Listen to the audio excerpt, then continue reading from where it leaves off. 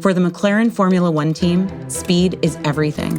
When every second counts, there's no time to dig through data. Dropbox Dash finds what you need fast across all your work apps, so you can focus on what matters. Less busy work, more breakthroughs.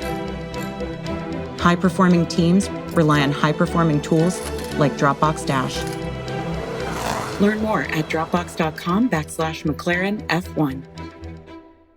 When you're separating from the military, no one tells you how hard it can be to get your civilian life up to speed. But with VA benefits, it doesn't have to be. From the VA home loan requiring no down payment, to the GI Bill covering tuition, books, and cost of living, to VA healthcare offering top-ranked, low-cost care designed specifically for veterans. All the support you need is at VA. I'm here telling every veteran because I wish someone had told me, get what you earned.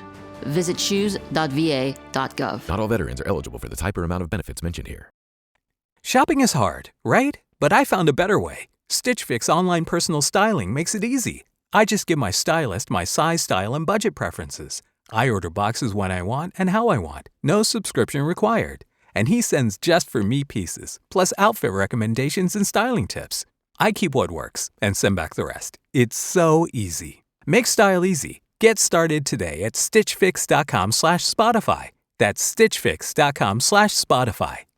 Choice Hotels gets you more for your money so you can maximize any road trip. Like with the road trippers we see here in their natural habitat, the breakfast area at a Comfort Inn. Here's a dad teaching his son how to make waffles, fluffy golden waffles. There's a mom making sure her daughter eats some fruit to avoid the "I'm hungry" from the back seat. And a sibling standoff over the last muffin. This is the cycle of vacation maximizationing in all its glory. Check into more. Book direct at choicehotels.com. Hi, welcome to IKEA. This is my college campus. Correct, but I see you're on IKEA.com ordering some college items. My daughter's room is pretty bare. We need a lamp, some comfy pillows, her favorite stuffy. Dad! With pickup options, we've got what you need to conveniently order IKEA. Literally anywhere. Sweet, more time for gaming. And studying. Wait, where are you going now? Have to show the ultimate Frisbee team how easy it is to order from IKEA. Get IKEA whenever, wherever, however you want. Choose from thousands of pickup locations, affordable delivery options, and more. On WhatsApp, no one can see or hear your personal messages. Whether it's a voice call, message, or sending a password. To WhatsApp, it's all just this. So whether you're sharing the streaming password in the family chat or trading those late-night voice messages that could basically become a podcast, your personal messages stay between you, your friends, and your family. No one else. Not even us. WhatsApp. Message privately with everyone. This episode is brought to you by Avid Reader Press. Legendary investor Ray Dalio's new book, How Countries Go Broke: The Big Cycle, explains the mechanics behind big debt crises. Larry Summers says Dalio's brilliant iconoclastic approach is an invaluable resource, and Hank Paulson says it provides a solution to what is the biggest and most certain threat to our prosperity. Read it to understand the greatest economic issue of our time. Available now wherever books are sold. If you went on a road trip and you didn't stop for a Big Mac or drop a crispy fry between the car seats or use your McDonald's bag as a placemat, then that wasn't a road trip. It was just a really long drive. Ba-da-ba-ba-ba. At participating McDonald's.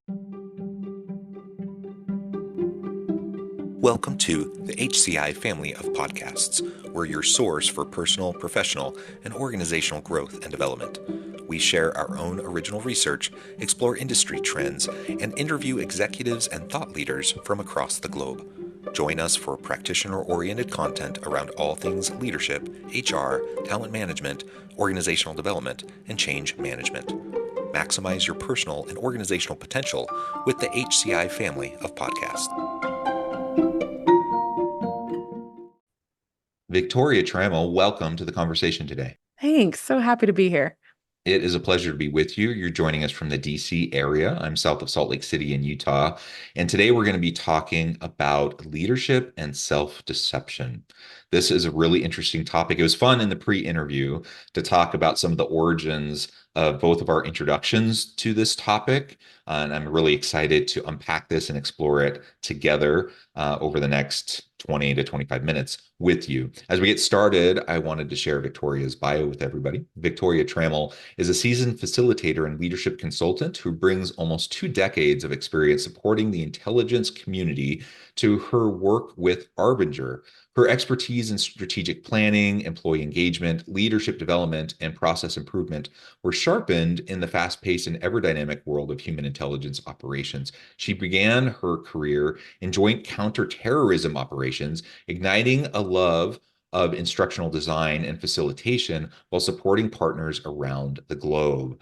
And at some point made the transition into what you're doing now. But I'm going to let you talk a little bit about that, Victoria. How did that transition happen? Because that's fascinating in and of itself. Yeah. And then we can start to get into more of the specific topic for today. Yeah, it was an interesting path to get here for sure. It was one of those where I like to talk about my career more as a jungle gym than a ladder. Certainly a little bit of everything. But no, the way that it all kind of transpired, about 10 years ago, I stumbled across a previous edition of Leadership and Self-Deception written by the Arbinger Institute and read it and left feeling really convicted that I was a terrible leader and had a lot to learn. And so because of that, really started to seek out additional leadership positions where I could grow and develop. And a lot of those were stretch assignments. So, I had zero background in technology, but I had project management experience. So I took an opportunity to be a project manager over network engineering projects. Something completely different and exciting. And then from there, kind of stepped into the corporate world and then started to take over from a program management perspective. And then really in the last kind of most recent time, it's been leading programs of various sizes, from 80 folks to about 400 folks and everything in between. And just realizing that there is so much opportunity for leaders to grow, develop, and really the power that leaders hold to both facilitate that growth, but also dampen it. And that was really kind of what got me then now working for the Arbinger Institute. I used to be a client, and I had the opportunity to go through a year-long coaching program. And in that, I had to basically take a front row seat to this topic of self-deception that we talk about and how it was impacting my team, my organization, my customer, all of the, facets and challenges that we encountered, and ultimately how I was arguably the biggest problem. With a Venmo debit card, you can Venmo more than just your friends. You can use your balance in so many ways. You can Venmo everything. Need gas? You can Venmo this. How about snacks? You can Venmo that. Your favorite band's merch? You can Venmo this. Or their next show? You can Venmo that. Visit venmo.me/debit to learn more. You can Venmo this, or you can Venmo that. You can Venmo this, or you can Venmo that. You can Venmo. The Venmo MasterCard is issued by the Bancorp Bank N.A. pursuant to license by MasterCard International Incorporated. Card may be used everywhere MasterCard is accepted. Venmo purchase restrictions apply. Ryan Reynolds here from Mint Mobile. With the price of just about everything going up, we thought we'd bring our prices down. So to help us, we brought in a reverse auctioneer, which is apparently a thing. Mint Mobile Unlimited Premium Wireless. How to get 30, 30, bit to get 30, bit to get 20, 20, 20, bit to get 20, 20, bit to get 15, 15, 15, 15, just $15 a month? Sold! Give it a try at mintmobile.com/switch. Upfront payment of $45 for 3-month plan equivalent to $15 per month required. New customer offer for first 3 months only. Speed slow after 35 gigabytes if network's busy. Taxes and fees extra. See mintmobile.com. This message is sponsored by Greenlight. With school out, summer is the perfect time to teach our kids real-world money skills they'll use forever. Greenlight is a debit card and the #1 family finance and safety app used by millions of families, helping kids learn how to save, invest, and spend wisely. Parents can send their kids money and track their spending and saving, while kids build money confidence and skills in fun ways. Start your risk-free Greenlight trial today at greenlight.com/Spotify. That's greenlight.com/Spotify. Brace the rudders! Raise the sails! Raise the sails! Captain, an unidentified ship is approaching. Over. Roger. Wait, is that an enterprise sales solution? Reach sales professionals, not professional sailors. With LinkedIn ads, you can target the right people by industry, job title, and more. We'll even give you a $100 credit on your next campaign. Get started today at linkedin.com/results. Terms and conditions apply. This episode is brought to you by Polestar. There's only one true way to experience the all-electric luxury SUV Polestar 3, and that's to take a test drive. It can go from 0 to 60 in as little as 4.8 seconds with the dynamic handling of a sports car. But to truly understand how it commands the road, you need to be behind the wheel. Up to 350 miles of range, the 3D surround sound system by Bowers & Wilkins. It's all something you have to experience to believe. So book your test drive for Polestar 3 today at polestar.com. When it came to my team succeeding, it was a tough pill to swallow, but it's one that we all have to on occasion, I guess. Yeah. And we were talking a little bit in the pre-interview about this, but I had a similar pill to swallow earlier on in my career, and probably multiple times throughout my career. But, I distinctly remember having that experience as well, like having that realization. So the Arbinger Institute and Leadership and Self-Deception, it's based on the work of Dr. Terry Warner.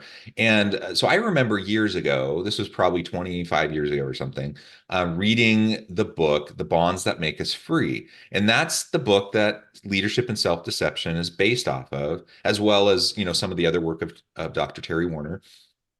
And I remember having the exact same kind of realization that, oh my gosh, I am the problem. I feel like I'm a pretty well-intentioned guy. Like I feel like I try to work well with others, like blah blah blah. Like I don't think I'm like an evil person or anything. But like I realized, like, oh my gosh, like there's a lot of this self-deception going on that we're going to talk about here in a minute and unpack. But it's causing problems. It's causing problems for my relationships. It's causing problems for my teams, for the groups that I'm involved with, for the work that we're trying to do together.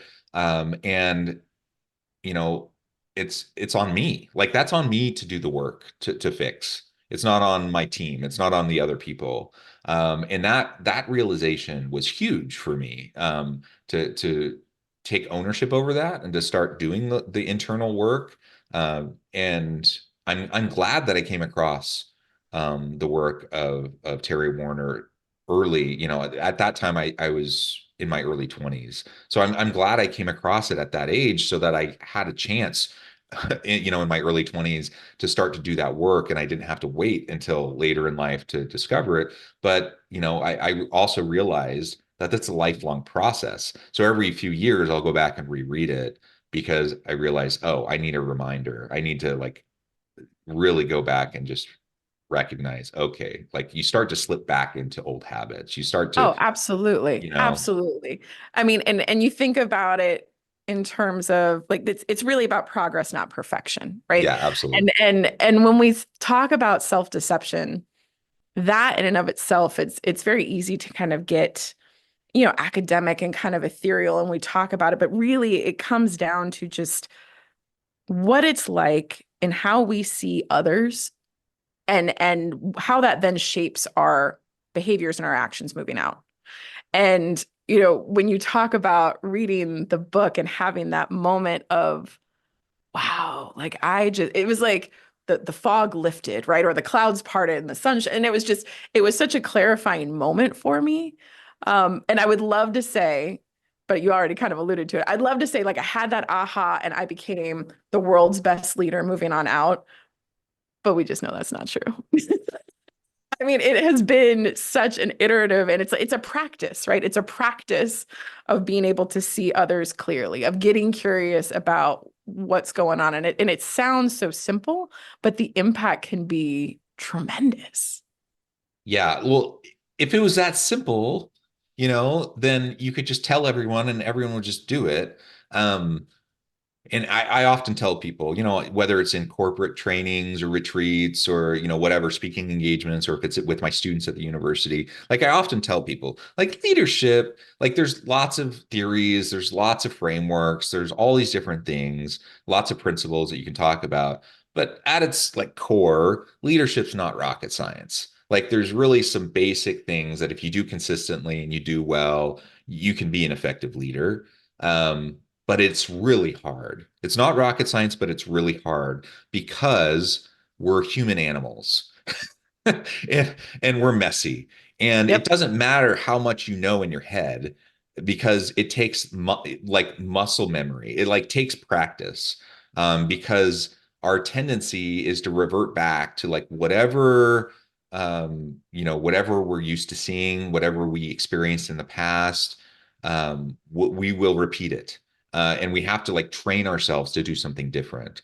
And we will slip back into those old patterns, and we just will. Like, that's just human nature. And so leadership is hard for that reason. You really just have to be super intentional. You have to be constantly self-reflective, and you have to put in the work constantly. And it's not a one-time thing. It's not a one-time aha moment.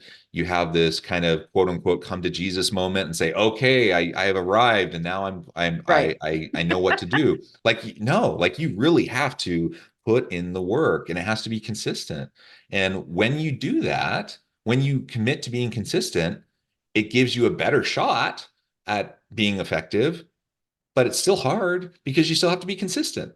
And that's where it trips most people up, right? Because you get into the nitty-gritty of the day-to-day grind of just work, right? And the pressures of work and trying to deliver on deadlines and all that, and all those other things start to kind of slip to the side, and you start to forget that you need to like spend time on the self-work and the reflection and the people priorities and all those other things. And all of a sudden you find yourself in the same patterns that you found yourself in before, right? Yeah. And I think the thing with that, the kind of the trick or the trip up maybe is where when we get into the business of being busy, so often we look at caring for our people as an additional task, right? Or as an additional ask on our time, or like that, we need to deal with the people things in addition to the business things. And I think what's so unique about what Arbinger's work is it's not an additional set of behaviors or skills that are prescribed, right? It's not do these 4 things and you become an effective leader.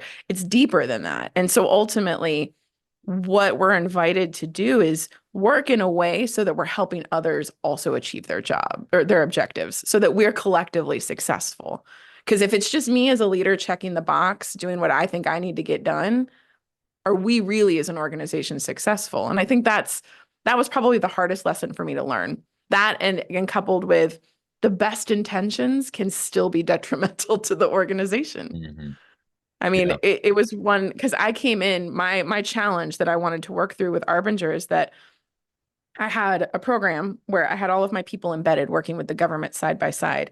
And those government offices could be really supportive or really toxic. And so my goal was to create a culture so that they were insulated from all of that. And I wanted to protect them from those negative influences. And so I came in with really noble intentions of being this leader that protected her people. And I was the type that was going to make sure that nothing got to them. Man, was that, I mean, that was just, I robbed my people of so many opportunities because of it. And I made it so much harder for them to do their jobs. But it took me a minute to figure out that I was what was getting in their way and not everything else. Yeah. So let's unpack that a little bit more. We've referred to self-deception several times, but maybe if we can define that a little bit more and maybe provide some examples for the audience, for maybe those who aren't familiar with the term, haven't read the books or gone through any of the trainings. What do you mean by self-deception? And maybe what are some of the common types of self-deception examples that you see in the workplace? Yeah. So, I mean, I think at its core, self-deception is not seeing the full picture and more specifically, not realizing that I am part of the problems that exist, that I may be contributing wittingly or unwittingly to what's going on. And so as a leader, the reason that that's just so downright catastrophic is it's like I'm making a decision with only half the data. Because I'm only accepting the view of this problem or this environment or this situation or this organization that protects what I believe to be true. Doesn't matter whether it's actually true or not. I believe to be true. I mean, for example, I believed that my people needed to be protected from the government. And therefore, all of the data that I was looking at was, well, I need to make sure that my team is insulated and my team is cordoned off and my team is protected. That wasn't necessarily the reality of the situation, but it's what I believed. And so therefore, every decision that I made as a leader, every, change in policy, procedure, every employee engagement event we had was with that narrative running in mind. And so you can imagine how that then starts to shape the way that my people are seeing the very customers that we're supposed to be serving. Yeah, it shapes everything. And I'm thinking of one organization where, on the one hand, I see some C-suite executives that, employee morale is low at this organization. Frustration is high, and organizational institutional distrust is really high, both directions, right? So from the leadership down, it's low trust. From below on up, it's low trust. And as I look at it from the outside looking in, what I see is kind of lower down the hierarchy, this assumption that upper administration just has this assumption that all the lower level employees are lazy, peons, people who are going to take advantage, do the bare minimum, try to get away with whatever they can get away with, blah, blah, blah, blah, blah, right? Kind of the classic theory X, theory Y kind of approach to leadership and management. Let's use up and spit out our workers, kind of that's the assumption of the employees of how leadership views them, right? From the leadership standpoint, though, what I see is an executive team that's terrified of the legal environment. They're terrified of compliance, and they're terrified of getting sued, and they're terrified of how to make sure they're protecting the organization from all of that. And so everything that all of their decision making, I don't think it actually has anything to do with the employees. It's not that they don't trust their employees. It's not that they, think that they're lazy. It's none of that stuff. It's none of those assumptions that the employees have about the leadership team.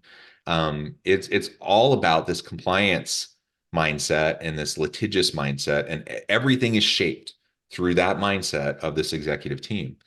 And regardless, though, of the assumptions and the mindsets, it's dysfunctional and it's not working, and there's all sorts of problems within this organization. So as I look at that, as someone external kind of coming into it, I'm thinking, how can I help both sides better understand that maybe they're not seeing the whole picture here, right? So that they have an opportunity to maybe work together a little bit, to heal, to work together and collaborate more.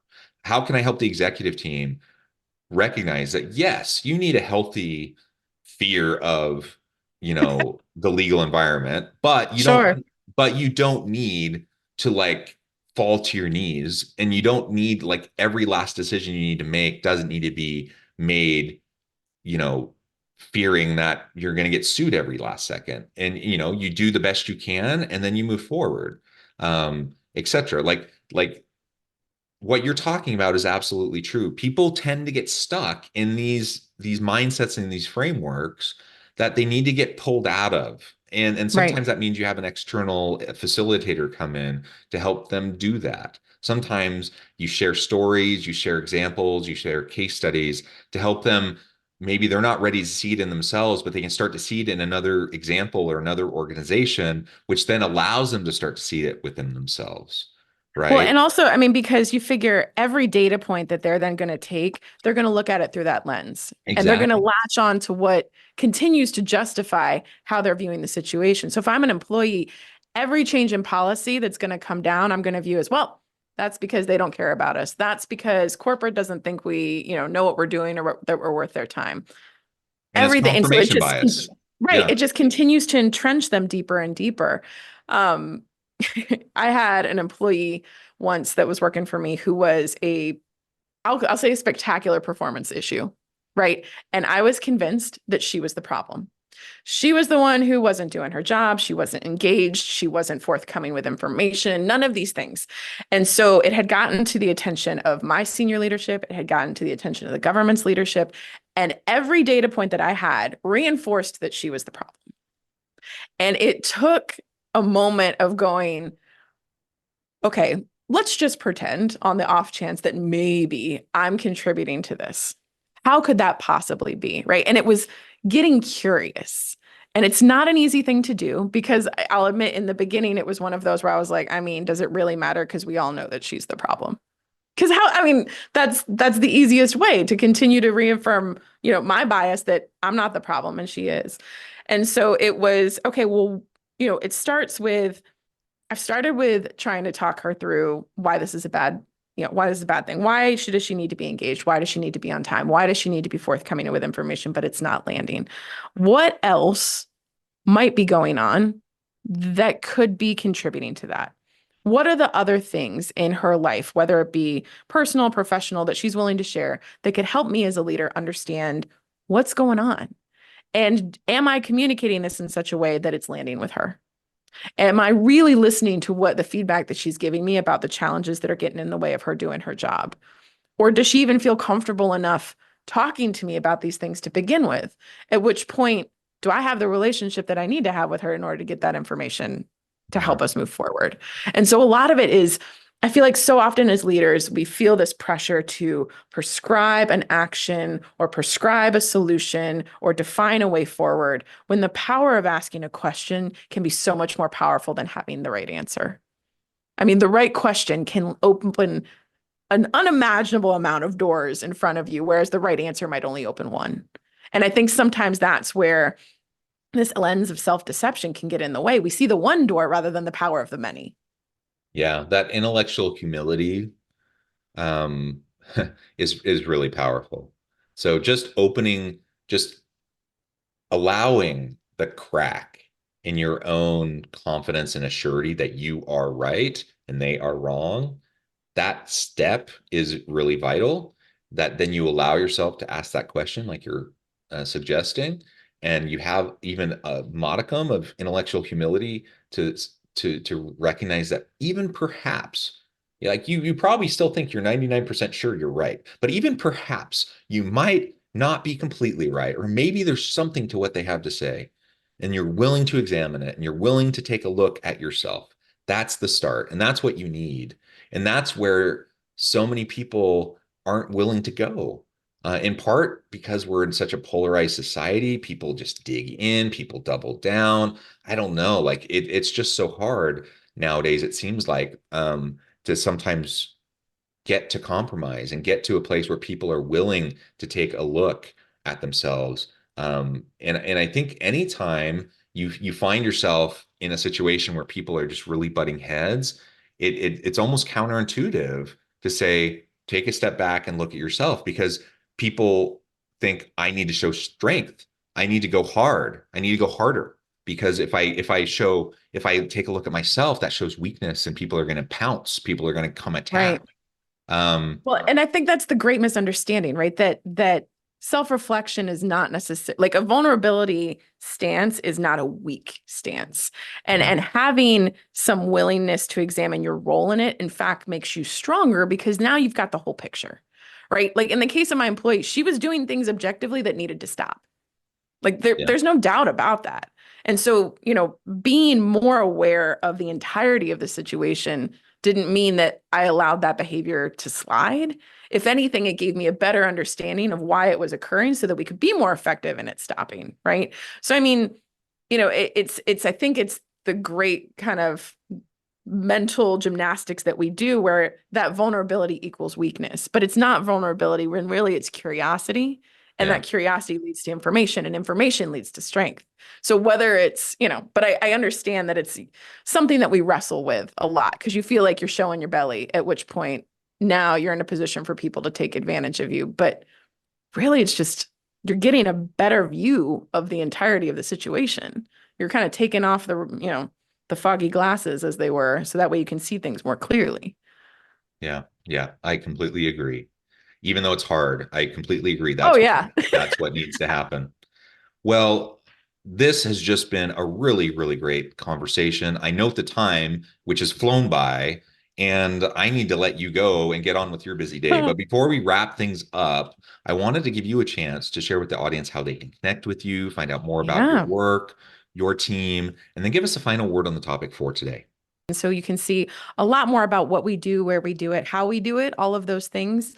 We're really excited in that we've got the newest edition of the book, Leadership and Self-Deception, which is launching August 27th. We're really excited about this new edition. This is, as I said, the fourth go round, but we've introduced a couple new characters to allow us to look at this challenge of self-deception in the workforce from a couple different angles. So, I say, when I first read it, there was that kind of moment of conviction. I think if it had been written this way back then, I think I would have been able to latch onto it even more. So I'm really excited about that. And then final word, was that the last piece? Yeah. I think to the extent where we can look at others and ask basically two fundamental questions. How can I be more helpful to you? And how have I been making things more difficult for you? I think just those two questions can go such a long way to facilitating really productive relationships, both personally and professionally, and kind of absolving us of this burden of self-deception. Victoria, thank you so much. It's been a real pleasure. Thank you, John. I encourage the audience to reach out, get connected, find out more about what Victoria can do for you. And as always, I hope everyone can stay healthy and safe, that you can find meaning and purpose at work each and every day. And I hope you all have a great week.